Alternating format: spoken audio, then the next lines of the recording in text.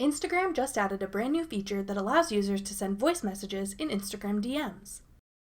I'm Jessica from TechBoomers.com, and in this video, I'll be showing you how to send audio messages on Instagram.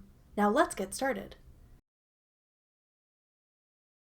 To begin, make sure you've updated Instagram to the newest available version.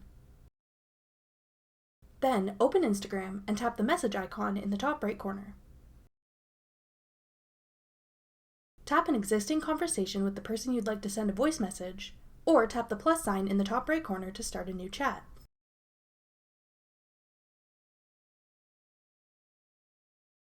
With the chat window open, you'll see a microphone icon next to the text box at the bottom. Tap and hold on this icon to begin recording. Say whatever you'd like to in your message, then release the microphone button. Once you stop holding your finger on this button, your audio message will automatically be sent, so try not to let your finger slip off the button too soon. When your friends receive your message, they can lift their device to their ear to listen from the speaker used for phone calls, or tap the play button to play the message out loud. That's everything you need to know about Instagram's new voice messaging feature. Thanks for watching.